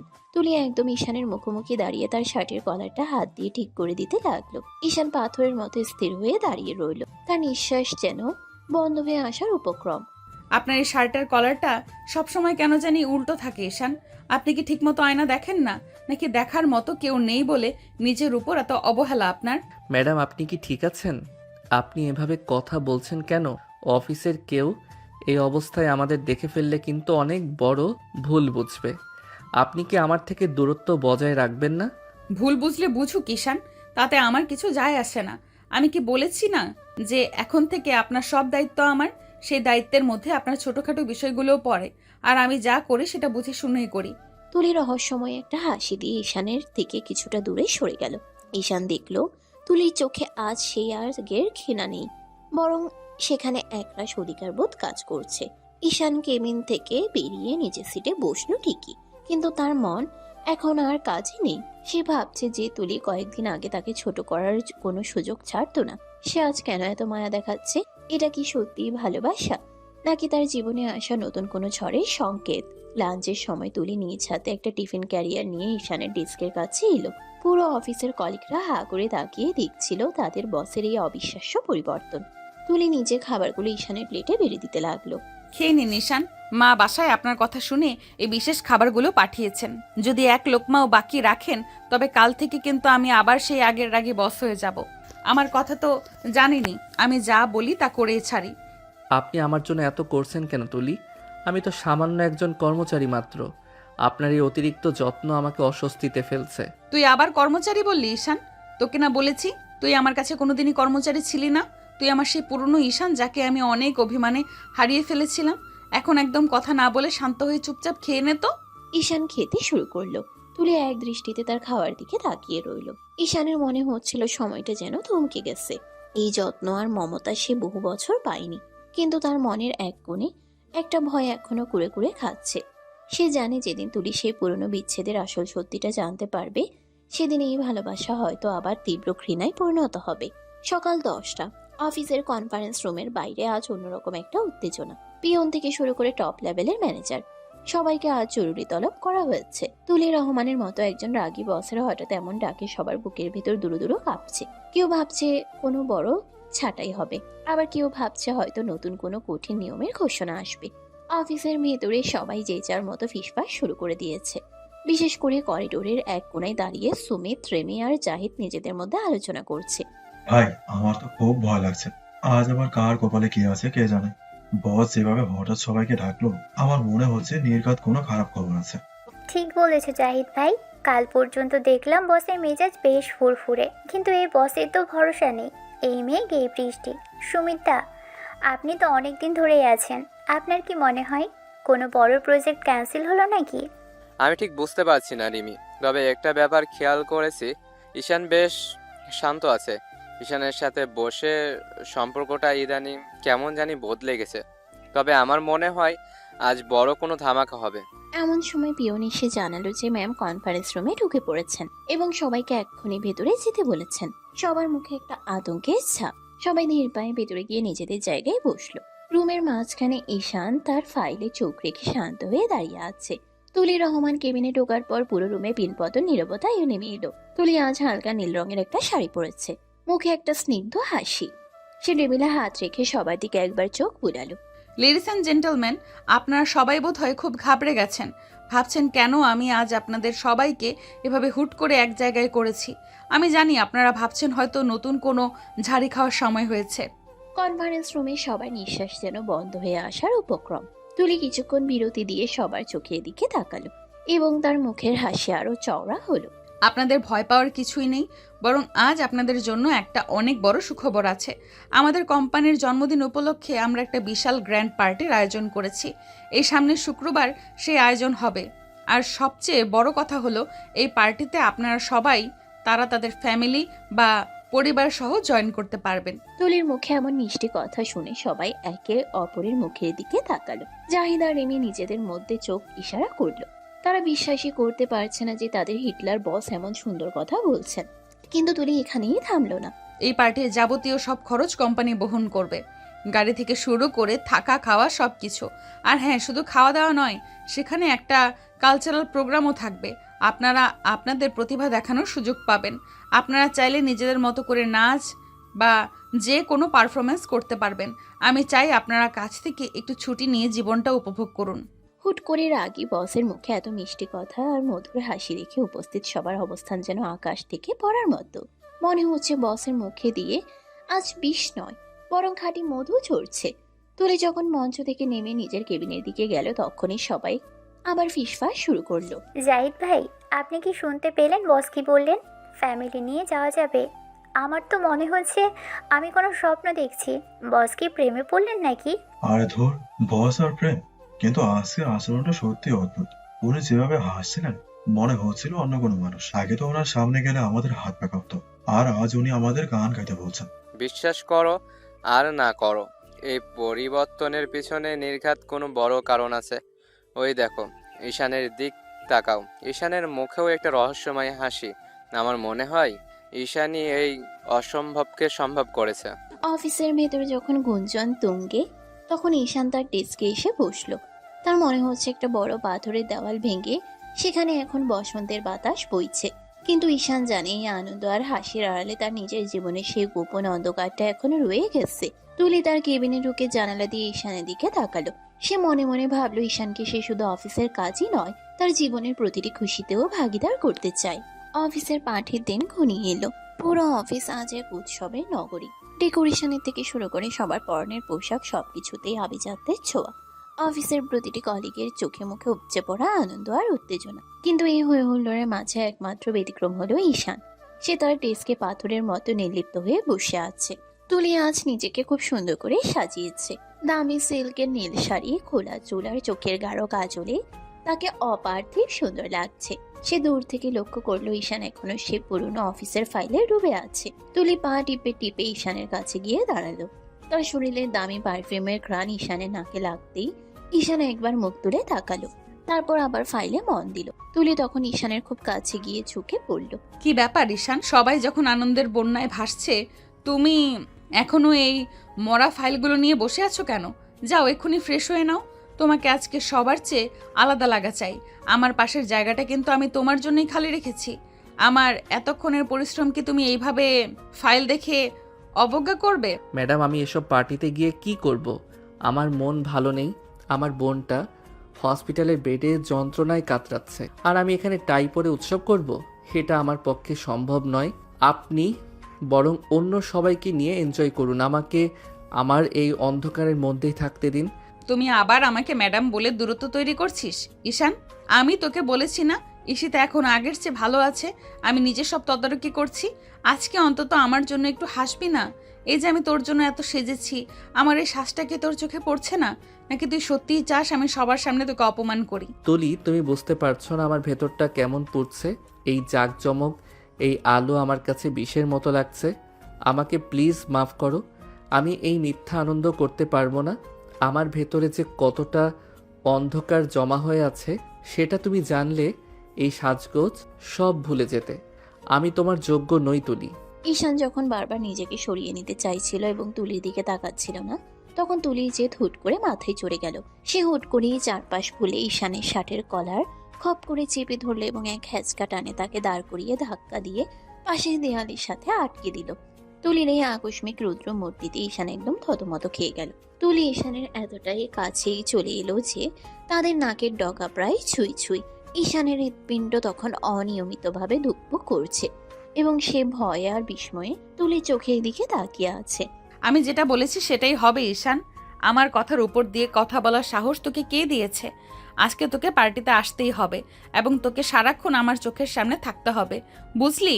নাকি আরও কিছু করতে হবে তোকে রাজি করাতে? তুই কি চাস আমি তোকে এই মুহূর্তে সবার সামনে নিয়ে যাই? তুলি, এ কি করছো তুমি? পাগল হয়ে গেলে নাকি? এটা অফিস, কাচের ওপাশে সবাই আছে।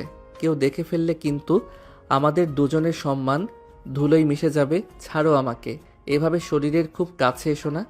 আমার নিঃশ্বাস নিতে কষ্ট হচ্ছে। তুমি কেন বারবার আমাকে বিপদে ফেলছো? আসবো কাছে, 100 বার আসবো। কার ভয় দেখাস আমাকে? এই অফিসের বস আমি, আর এই অফিসের ভেতরে তুই শুধু আমার, তোর উপর অধিকার শুধু আমার। ঈশান, তুই কেন বারবার আমাকে দূরে ঠেলে দিচ্ছিস? তোর এই তপ্ত নিঃশ্বাস আর কাঁপানো কণ্ঠ বলে দিচ্ছে তুই এখনো আমাকে আগের মতোই চাস। তবে কেন এই মিথ্যা দেওয়াল তুলে রেখেছিস মাঝখানে? কেন স্বীকার করছিস না যে তুই আমাকে ছাড়া অপূর্ণ? আমি দেয়াল তুলছি না তুলি, আমি শুধু ভয় পাচ্ছি। তুমি জানো না তুমি কার আগুনের কাছে আসছো। আমি সেই পুরনো পবিত্র ঈশান আর নেই। তুমি আমার খুব কাছে আসতে চাইছো, কিন্তু তুমি জানো না আমি কতটা কলঙ্ক আর অন্ধকার বয়ে বেড়াচ্ছি। আমার থেকে দূরে থাকাই তোমার জন্য নিরাপদ। আমি চাই না আমার জীবনের কোনো ছায়া তোমার উপর পড়ুক। দয়া করে আমার হাতটা ছাড়ো। আমি কোনো অন্ধকারকে ভয় পাই না ঈশান। তুই যদি জাহান্নামেও থাকিস আমি সেখানে যেতে রাজি। তো সবটুকু অন্ধকার আমি আমার মায়া দিয়ে মুছে দেব। 3 বছর অনেক দূর থেকে নিজেকে পুড়িয়েছি, আর এক মুহূর্তও না। আজ থেকে তুই শুধু আমার। এখন বল, যাবি তো পার্টিতে, নাকি এভাবেই দেওয়ালের সাথে তোকে আটকে রেখে সারা রাত তোর চোখের দিকে তাকিয়ে থাকবো? তোর কি মনে হয় আমি তোকে ছেড়ে দেব? তুমি বড় জেদি তুলি, কিন্তু এই জেদ একদিন তোমার ধ্বংসের কারণ হবে। আমি চাই না তুমি আবার ভাঙো। আমাকে ঘৃণা করো তুলি, ঘৃণা করো। এই ভালোবাসা তোমার সহ্য হবে না। তুমি ভুল করছো, অনেক বড় ভুল করছো। তুলি সরার বদলে আরো নিবিড়ভাবে ঈশানের ঠোঁটের কাছে নিজের ঠোঁট নিয়ে এলো। তাদের দুজনের উষ্ণ নিঃশ্বাস একে অপরের ত্বকে বিঁধছে। ঈশান তখন চোখ বন্ধ করে এক গভীর যন্ত্রণায় ছটফট করছে, আবার তুলির সান্নিধ্যে শিহরিতও হচ্ছে। ঠিক সেই রোমান্টিক মুহূর্তেই কেবিনের দরজায় সজোরে নক করার শব্দ শোনা গেল। মুহূর্তের মধ্যে দুজন দুই দিকে ছিটকে সরে দাঁড়ালো। তুলি চট করে নিজের শাড়ি আর চুল ঠিক করে গিয়ে ডেস্কে বসলো, যেন কিছুই হয়নি। সে এক হাতে কলম ধরলো এবং তার ঠোঁটে এক রহস্যময় আর তৃপ্তির হাসি ফুটে উঠল। ভেতরে আসুন। ঈশান, ফাইলটা এখানে রেখে যান। আর মনে থাকে যেন, আমি কিন্তু আপনার জন্য স্পেশাল ড্রেস আনিয়েছি। ওটা পরে ঠিক 7টায় স্টেজের পাশে থাকবেন। 1 মিনিট দেরি হলে কিন্তু খবর আছে। আমি আপনার কোনো বাহানা শুনবো না। ঈশান কোনো কথা না বলে কাঁপা কাঁপা হাতে ফাইলটা রেখে দ্রুত কেবিন থেকে বেরিয়ে এলো। করিডোর দিয়ে হাঁটার সময় সে নিজের বুক চেপে ধরলো। সে দীর্ঘশ্বাস ফেলে থমকে দাঁড়ালো। সে মনে মনে ভাবতে লাগলো যে তুলি, তুমি তো আসল সত্যিটা না জেনেই আমার এত কাছে আসছো। তুমি ভাবছো আমি তোমার সেই নির্দোষ ঈশান। যদি একবার জানো আমার ভেতরে কি ভয়াবহ সত্য লুকিয়ে আছে, যদি জানো কেন আমি তোমাকে ছেড়েছিলাম, আর এই ঈশিতার আজকের এই অবস্থার পেছনে কার আসলে হাত আছে, সেদিন কি তুমি পারবে আমার হাত এভাবে ধরতে? সেদিন তো তুমি আমাকে আবারও ঘৃণা করবে, হয়তো ঘৃণায় আমাকে মেরে ফেলতে চাইবে। আসল সত্যিটা না জেনেই তুমি আজ আমার মায়ায় পড়ছো, কিন্তু এই মায়া যে তোমার সাজানো জীবন তছনছ করে দিবে তুলি। আমি নিজেকে কিছুতেই মাফ করতে পারছি না। ঈশান যখন নিজের অতীতের কথা ভেবে আতঙ্কিত হচ্ছিল এবং তার কপালে বিন্দু বিন্দু ঘাম চলছিল, ওদিকে তুলি তার কেবিনে বসে আয়নায় নিজের লাল হয়ে যাওয়া গাল দেখছিল আর হাসছিল। সে জানে না যে মানুষটাকে সে আজ আপন করে পাওয়ার স্বপ্ন দেখছে, তার আড়ালে এক ভয়ানক সত্যি আগ্নেয়গিরির মতো ফেটে পড়ার অপেক্ষায় আছে। ঝকঝকে আলোয় ঝলমল করছে হোটেলের বিশাল হলরুম। কোম্পানির গ্র্যান্ড পার্টি আজ তুঙ্গে।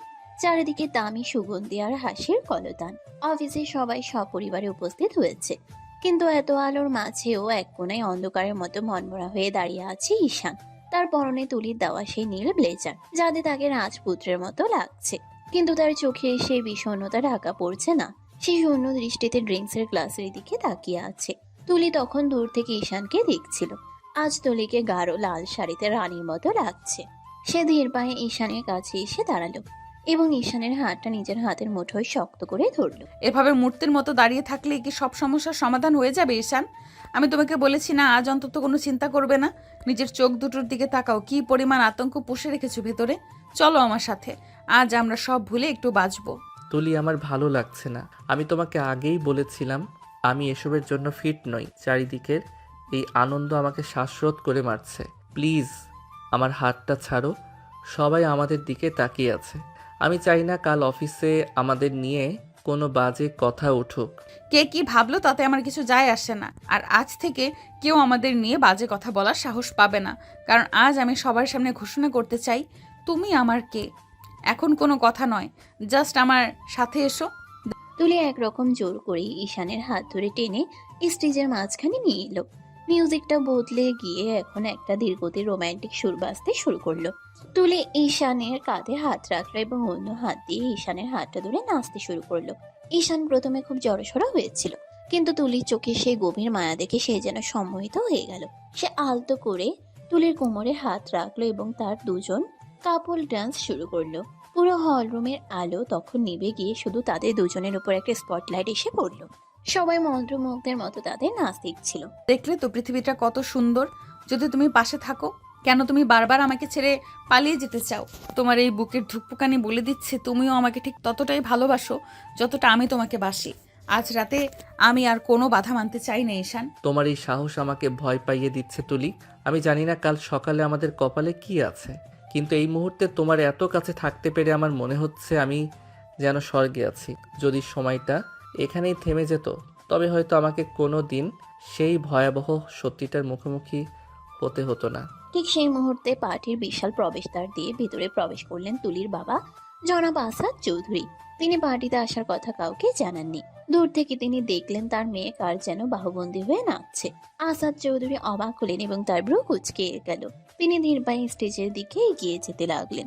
যখন তিনি স্টেজের একদম কাছে পৌঁছালেন এবং আলোটা পরিষ্কারভাবে ঈশানের মুখের উপর পড়ল, তখন আসাদ চৌধুরীর চোখ মুখের রং মুহূর্তের মধ্যে বদলে গেল। তার ফর্সা চেহারাটা রাগে আর আতঙ্কে নীল হয়ে উঠল।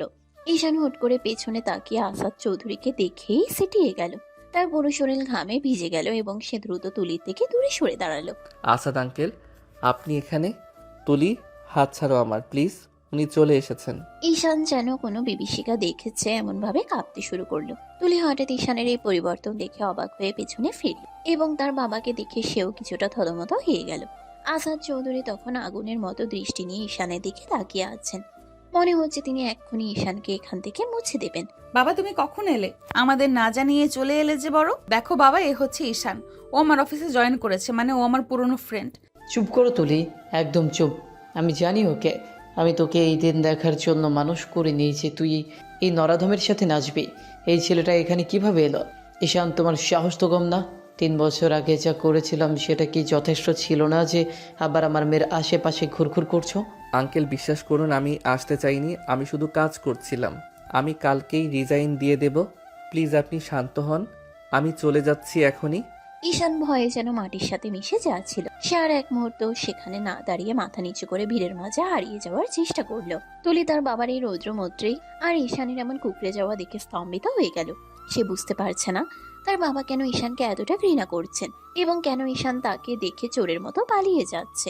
আসাদ চৌধুরী কোনো উত্তর না দিয়ে তুলির হাত ধরে হিড়হিড় করে গাড়ির দিকে টেনে নিয়ে যেতে লাগলেন। তার চোখে মুখে এখন এক বিশাল বড় অপরাধ ঢাকার নেশা। অন্যদিকে ঈশান হোটেলের বাইরে এসে বৃষ্টির মাঝে দাঁড়িয়ে হাওমাও করে কেঁদে উঠল। সে জানে আজ থেকে তার সাজানো স্বপ্নগুলো আবার তছনছ হয়ে গেল। পার্টির সেই মায়াবী পরিবেশটা মুহূর্তের মধ্যে বিষাদে পরিণত হলো। আসাদ চৌধুরী যখন সবার সামনে তুলির হাত ধরে টেনে হিড়হিড় করে দরজার দিকে নিয়ে যাচ্ছিলেন, তখন বুড়ো অফিসের কলিগরা থমকে দাঁড়িয়ে গেল। সুমিত, রিমি আর জাহিদের মতো মানুষগুলো হা করে তাকিয়ে দেখছিল তাদের সেই প্রভাবশালী বসের করুণ দশা। সবাই নিজেদের মধ্যে ফিসফাস শুরু করলো যে কি থেকে কি হয়ে গেল। যে উৎসবের রাতে ভালোবাসার গুঞ্জন ওঠার কথা ছিল, সেখানে এখন শুধু অপমানের ঝড় বইছে।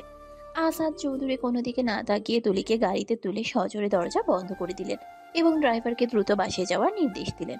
বাবা তুমি কি পাগল হয়ে গেছো? তুমি আমাকে সবার সামনে এভাবে অপমান করলে কেন? অফিসের সবাই আমাদের দিকে তাকিয়েছিল। ছাড়ো আমার হাত, তুমি আমাকে এইভাবে টেনে আনতে পারো না। আসাদ চৌধুরী কোনো উত্তর দিলেন না। তার চোয়াল শক্ত হয়ে আছে রাগে। বাসায় পৌঁছানোর পর তিনি তুলিকে টেনে তার ঘরে নিয়ে গেলেন এবং দরজা আটকে দিলেন। তুলি বিছানায় ধপ করে বসে পড়ল। তার দু চোখ দিয়ে এখন নোনা জল গড়িয়ে পড়ছে। আসাদ চৌধুরী ঘরে মাঝখানে পায়চারি করতে করতে বারবার নিজের কপাল মুছছেন। অপমান আমি করিনি তুলি, অপমান তুই নিজে করেছিস। ওই রাস্তার ছেলের সাথে সবার সামনে নাচতে তোর লজ্জা করলো না? তুই জানিস না ওই ঈশান আমাদের পরিবারের জন্য কতটা নিচে আর অপায়া। আমি 3 বছর আগে ওকে তোর জীবন থেকে সরিয়ে দিয়েছিলাম যাতে তুই সুখে থাকিস, আর তুই আবার ওকে নিজের অফিসে জায়গা দিলি। বাবা তুমি কেন বারবার ওকে অপমান করছো? আমি ঈশানকে ভালোবাসি বাবা। 3 বছর আগে আমি না বুঝে ভুল করেছিলাম, ওকে একা ছেড়ে দিয়েছিলাম, কিন্তু এবার আর না। আমি ওকে ছাড়া বাঁচবো না বাবা। ও আমার জন্য যা করেছে, যতটা কষ্ট ও একা সহ্য করেছে, সেটা জানার পর আমি ওকে আর হারাতে চাই না। আমি আবারও বলছি বাবা, আমি ঈশানকে ভালোবাসি। ভালোবাসা? তুই ওকে ভালোবাসিস কিন্তু ও তোকে ভালোবাসে না তুলি। তুই যাকে দেবতা ভাবছিস সে আসলে একটা সুযোগ সন্ধানী প্রতারক। তুই ভাবছিস ও তোর জন্য কষ্ট পেয়েছে, তুই ভাবছিস ও বিরহে 3 বছর কাটিয়েছে? না তুলি, তুই আবারও ভুল করছিস। তুই এখনো এই দুনিয়ার নোংরামি চিনিস না। ভুল আমি করছি না বাবা, ভুল তুমি করছো। তুমি ঈশানকে চেনো না। ওর মতো সৎ আর পরিশ্রমী ছেলে আমি আজ পর্যন্ত দেখিনি। ও নিজের বোনের চিকিৎসার জন্য দিনরাত এক করে দিচ্ছে, তুমি কেন ওর প্রতি এত নিষ্ঠুর হচ্ছ? আসাদ চৌধুরী এবার তুলির একদম সামনে গিয়ে দাঁড়ালেন। তার চোখে এক বিষাক্ত জয়ের হাসি। তিনি তুলির কাঁধ ধরে তাকে ঝাঁকিয়ে বলতে শুরু করলেন। তুলি তার বাবার এমন রূপ দেখে ভেতর থেকে শিউরে উঠল। তুই বলছিস আমি ওকে চিনি না? শোন, তবে আসল সত্যি, 3 বছর আগে ঈশান তোকে এমনি এমনি ছেড়ে চলে যায়নি। ও তোকে ছেড়ে দেওয়ার জন্য আমার কাছ থেকে মোটা অঙ্কের টাকা নিয়েছিল। হ্যাঁ তুলি, এই সেই ঈশান যার জন্য তুই আজ আমার সাথে মুখে মুখে তর্ক করছিস। আমি ওকে অফার দিয়েছিলাম যে হয় তুই আমার মেয়ের জীবন থেকে সরে যা আর এই টাকার চেকটা নে, না হয় তুই চলে যা। ও এক মুহূর্ত ভাবেনি তুলি। ও টাকার চেকটা হাতে নিয়ে হাসি মুখে তোকে ছেড়ে চলে গিয়েছিল। তোর ভালোবাসার দাম ছিল ওর কাছে মাত্র কয়েক লাখ টাকা। বাবার মুখ থেকে এই কথাগুলো শোনার পর তুলির মনে হলো তার মাথায় এক বিশাল আকাশ ভেঙে পড়েছে। তার সারা শরীর অবশ হয়ে আসছে। সে বড় বড় চোখে বাবার দিকে তাকিয়ে রইল। ঘরের দেয়ালগুলো যেন তাকে গিলে খেতে আসছে। তুলির কানে শুধু ওই একটা কথাই বাজছে, টাকা নিয়ে চলে গেছে। তার মানে কি গত কয়েকদিন ধরে ঈশান যা যা করলো সব নাটক ছিল? ঈশিতার অসুস্থতা, ঈশানের এই হাহাকার, সবই কি নতুন কোনো চাল? তুলি স্তব্ধ হয়ে গেল। তার কান দিয়ে গরম বাতাস বের হচ্ছে। বাবা তুমি মিথ্যা বলছো বাবা। ঈশান এমনটা করতেই পারে না। ও টাকা নেবে, আমার ভালোবাসার বদলে ওর টাকা বেছে নেবে? না, এটা হতে পারে না। তুমি আমাকে থামানোর জন্য বানিয়ে বানিয়ে বলছো। আমি কেন মিথ্যা বলবো তুলি? আমার কাছে সেই চেকে ঈশানের সই করার রিসিভ কপি এখনো আছে। ওর টাকার লোভে তোকে বিক্রি করে দিয়েছিল। আজ আবারও তোর কাছে ফিরে এসেছে কেন জানিস? কারণ ওর টাকা শেষ হয়ে গেছে। ও এখন তোর সম্পত্তি আর এই কোম্পানির উপর নজর দিয়েছে। ও একটা বিষাক্ত সাপ তুলি। ওকে বিশ্বাস করা মানে নিচের কবর নিজে খোঁড়া। তুলি আর কথা বলতে পারলো না। সে মেঝেতে বসে পড়ল। তার চোখের সামনে ঈশানের সে আতঙ্কিত মুখটা ভেসে উঠল, যেটা সে একটু আগে পার্টিতে দেখেছিল। তার মানে কি ঈশান ভয় পেয়েছিল কারণ সে জানতো আজ না হয় কাল এই লেনদেনের কথা তুলি জেনে যাবে। তুলির মনের ভেতর যে মায়ার প্রদীপ জ্বলছিল তা মুহূর্তে একরাশ ঘৃণায় নিভে গেল। সে নিজের দাঁতে দাঁত চেপে বিড়বিড় করে বলতে লাগলো, ঈশান, তুমি শেষ পর্যন্ত টাকার জন্য আমাকে বিক্রি করলে। আমি তোমাকে ক্ষমা করব না। অফিসের পরিবেশটা আজ যেন শ্মশানের মতো নিস্তব্ধ। কয়েকদিন আগে সে উৎসবের আমেজ এখন শুধুই ধোঁয়াশা। তুলি আজ অফিসে ঢুকেছে একদম ভিন্ন এক রূপে। তার পরনে কালো রঙের ফর্মাল স্যুট, চোখে সানগ্লাস আর চেহারায় এমন এক কঠোরতা যা দেখে অফিসের পুরনো কর্মচারীরাও ভয়ে সিটিয়ে যাচ্ছে। তুলি এখন আর কারোর সাথে ঠিকঠাক কথা বলছে না।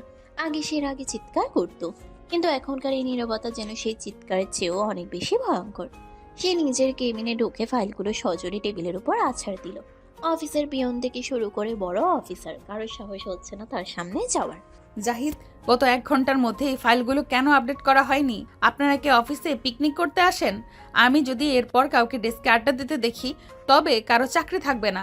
Get out from here. Zahid বেচারা ফ্যাকাশে মুখে ফাইল নিয়ে দ্রুত কেবিন থেকে বেরিয়ে এলো। সে দেখলো অফিসের অন্য সবাই তার দিকে করুণ দৃষ্টিতে তাকিয়ে আছে। সুমিতা রিমি এক কোণায় দাঁড়িয়ে ফিসফাস করছিল, কিন্তু তুলির ধমক শুনে তারা একদম চুপসে গেল। পুরো অফিসে এখন শুধু টাইপিং এর শব্দ আর আতঙ্কের নিঃশ্বাস। সবাই লক্ষ্য করছে তুলি আগের চেয়ে অনেক বেশি গম্ভীর হয়ে গেছে। সে যেন একটা জীবন্ত আগ্নেয়গিরি যা যে কোনো সময় ফেটে পড়তে পারে। এদিকে তুলির চোখ বারবার অফিসের সেই ফাঁকা ডেস্কটার দিকে চলে যাচ্ছে যেখানে ঈশান বসতো। পার্টির ওই রাতের পর থেকে ঈশানারা একদিনের জন্য অফিসে আসেনি। জাহিদ ভাই, বস তো আজ তো মানুষ চিবিয়ে খাবে মনে হচ্ছে। এর চেয়ে আগের রাগী বসই ভালো ছিল। এখন তো উনি কথাই বলছেন না, শুধু চোটপাট নিয়েছেন। আর এই ঈশানটা কোথায় গেল? ওই রাতের পর থেকে তো ওর দেখাই নেই। একদম চুপ থাক রিমি।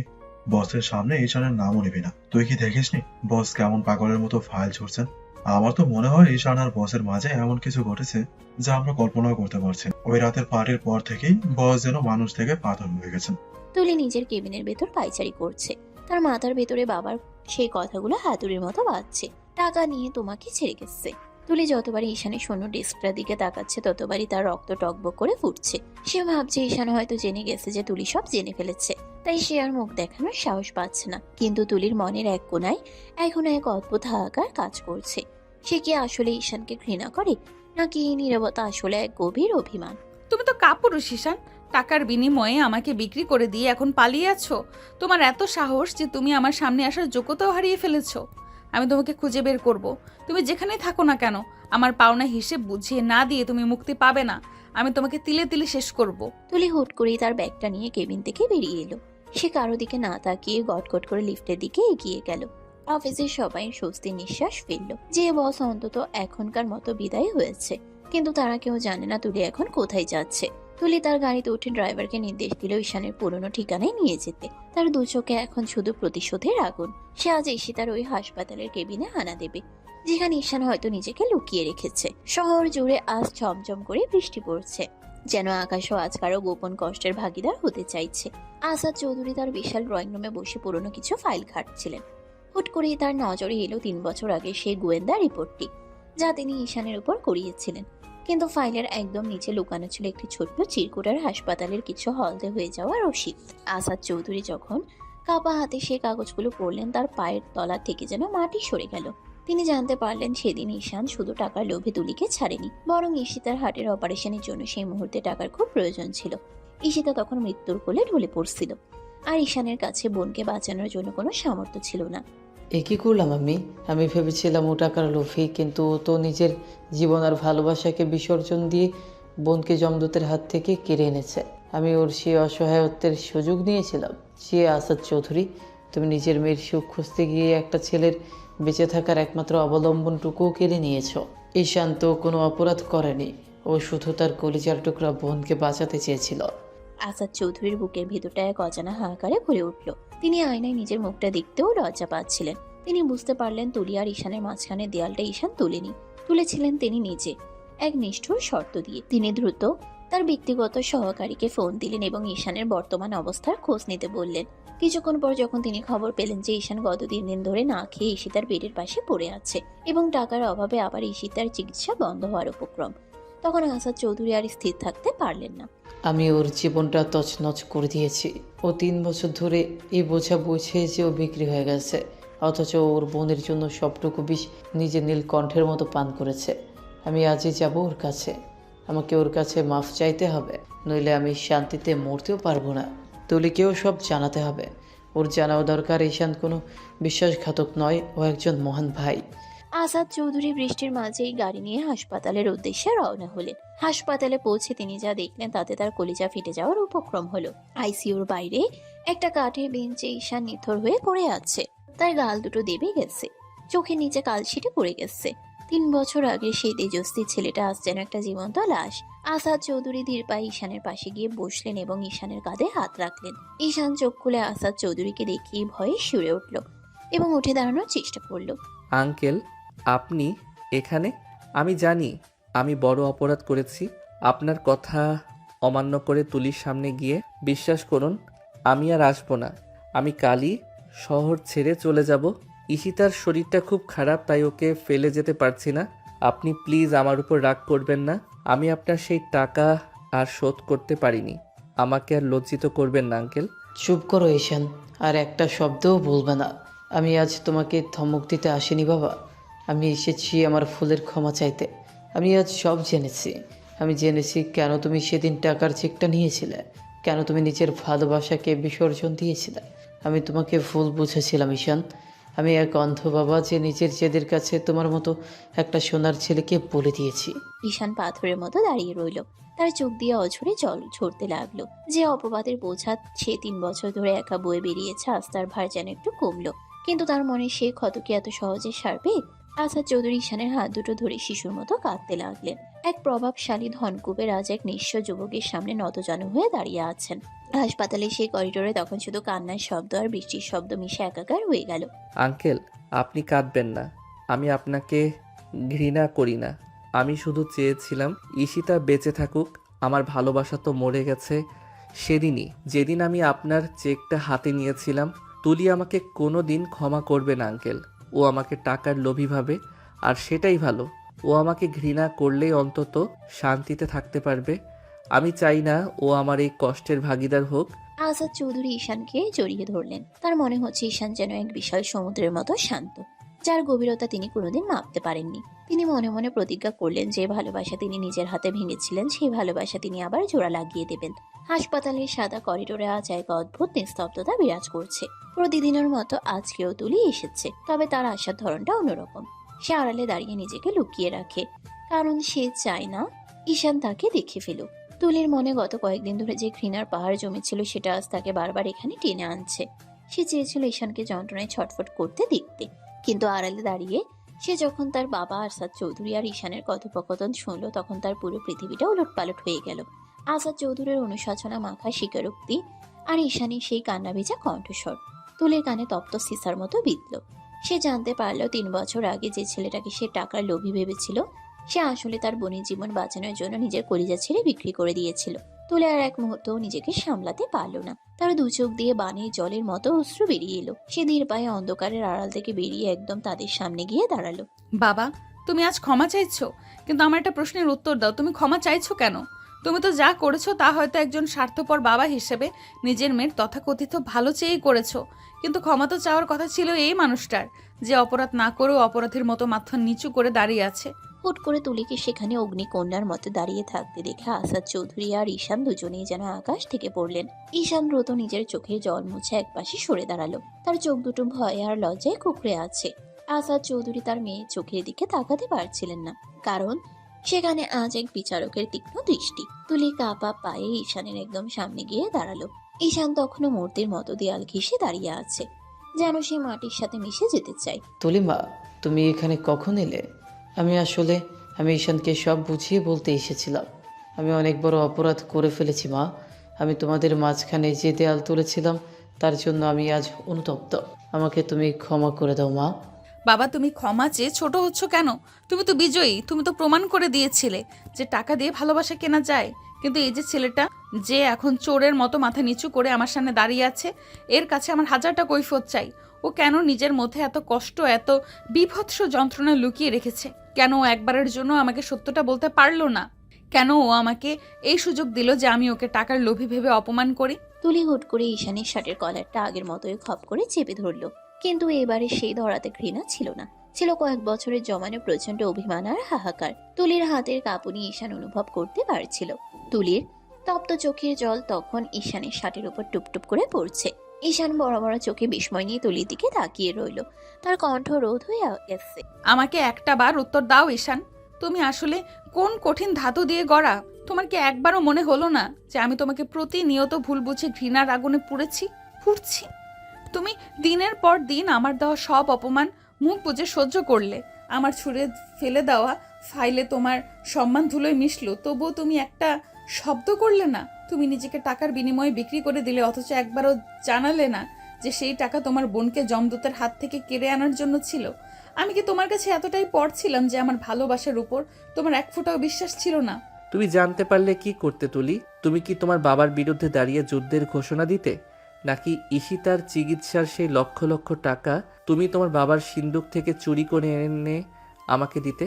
আমি চাইনি আমাদের এই পবিত্র ভালোবাসার মাঝে কোনো করুণার হাত আসুক। আমি চেয়েছিলাম তুমি আমাকে ঘৃণা করো, কারণ ঘৃণা মানুষকে বাঁচতে সাহায্য করে, কিন্তু করুণা মানুষকে তিলে তিলে মারে। আমি তো সেদিনই কলঙ্কিত হয়ে গিয়েছিলাম, যেদিন চেকটা হাতে নিয়ে তোমার বাবার শর্ত মেনে নিয়েছিলাম।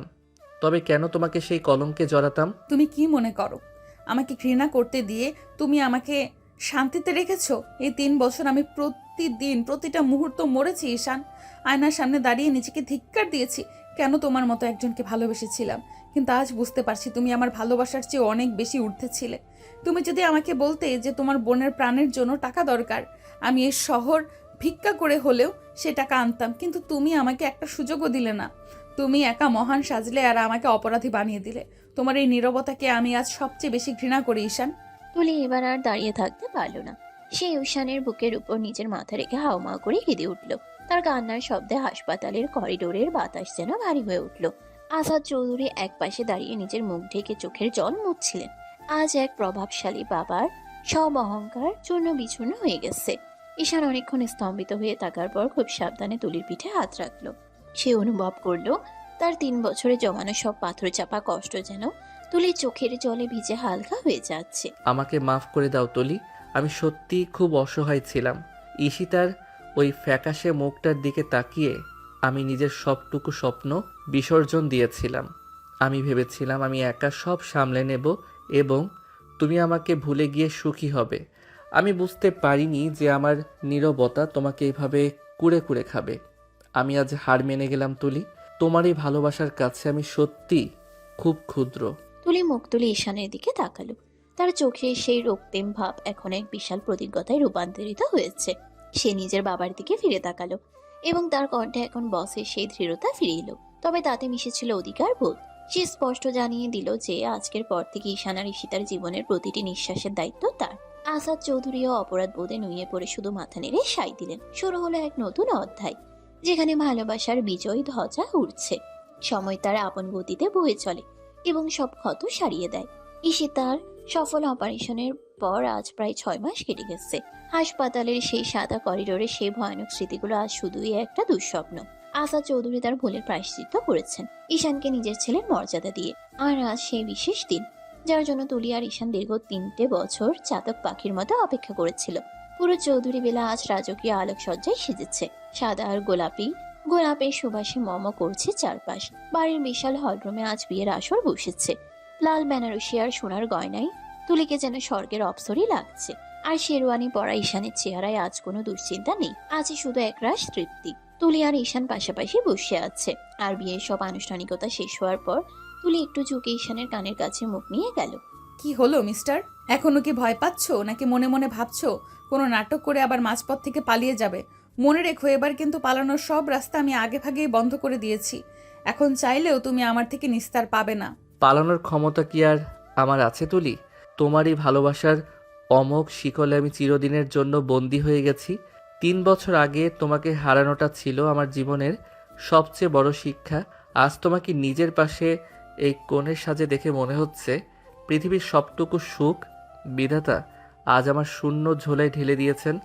আমি সত্যিই খুব ভাগ্যবান। বিয়ের সব আনুষ্ঠানিকতা শেষ হওয়ার পর গভীর রাতে যখন দুজনে একান্তে বসলো, তখন জানালার বাইরে রূপালী চাঁদের আলো এসে তাদের শুভ্র বিছানায় আশ্রে পড়ল।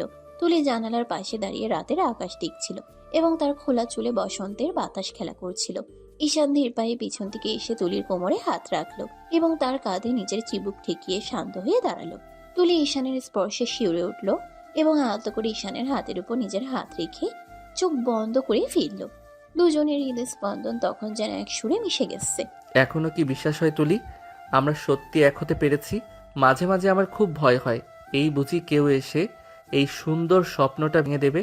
আমি তো এখনো সেই সাধারণ ঈশানই আছি, যার কাছে ভালোবাসার চেয়ে দায়িত্ব অনেক বড় ছিল। আমি কি সত্যি তোমার যোগ্য হতে পেরেছি? তুমি সাধারণ হও ঈশান, তুমি আমার দেখা সবচেয়ে অসাধারণ মানুষ। যে মানুষ নিজের কলিজার টুকরা বোনকে বাঁচাতে নিজের ভালোবাসাকে হাসি মুখে বিসর্জন দিতে পারে, তার চেয়ে বড় বীর আর কেউ হতে পারে না। আর শোনো, এখন থেকে তোমার সব দায়িত্বের সমান ভাগিদার আমি। তুমি আর কখনো একা নও ঈশান, আমাদের পথ এখন থেকে এক। ঈশান মুচকি হেসে তুলির কপালে একটা দীর্ঘ গভীর চুমু আঁকলো। সেই চুমুতে ছিল 3 বছরের দীর্ঘ বিরহের অবসান আর আগামী দিনের এক সুন্দর নিটোল প্রতিশ্রুতি। তুলি পরম শান্তিতে ঈশানের চওড়া বুকে নিজের মাথা রেখে চোখ বন্ধ করলো। যে রাগী বসকে অফিসের সবাই বাঘের মতো ভয় পেত, সে আজ তার প্রিয় মানুষটার কাছে এক অতি সাধারণ লাজুক প্রেমিকা। অফিসে সেই কড়া মেজাজার শাসন আজ ভালোবাসার মিষ্টতায় চিরদিনের জন্য বিলীন হয়ে গেছে। কাল থেকে কিন্তু তোমাকে অফিসে ঠিক সময়ে আসতে হবে মিস্টার ঈশান। বসের বর বলে কিন্তু কোনো বিশেষ ছাড় পাবে না, বরং তোমাকে এখন থেকে ডাবল কাজ করতে হবে। আমার অফিসে শৃঙ্খলা নিয়ে কোনো আপোষ নেই, বুঝলে? তার মানে বিয়ের পরেও বসের হুকুম চলবে? আমি তো ভেবেছিলাম বাড়িতে অন্তত আমি বস হব এবং তোমাকে একটু শাসন করব, কিন্তু আমার কপালে যে আজীবন ওই রাগী বসের প্রেমই লেখা আছে। ঠিক আছে ম্যাম, আপনার সব হুকুম এই অদম সারা জীবন মাথা পেতে পালন করবে। ঘর জুড়ে তখন এক মায়াবী নীরবতা নেমে এলো। ঈশান তুলিকে আরো নিবিড়ভাবে নিজের উষ্ণ বুকের কাছে টেনে নিল। ঈশিতা এখন পুরোপুরি সুস্থ হয়ে বাড়িতে ফিরেছে। আসাদ চৌধুরীর মনে হারানো শান্তি ফিরে এসেছে, আর তুলি খুঁজে পেয়েছে তার হারিয়ে যাওয়া চিরচেনা সেই পুরনো ঈশানকে। ঘৃণা, অভিমান আর ভুল বোঝাবুঝির সব কালমে কেটে গিয়ে তাদের জীবনে আজ পূর্ণিমার আলো নেমেছে। অন্ধকারকে জয় করে ভালোবাসা আর ত্যাগের এই গল্পটি এখানেই এক সুন্দর পূর্ণতা পেল। সমাপ্ত।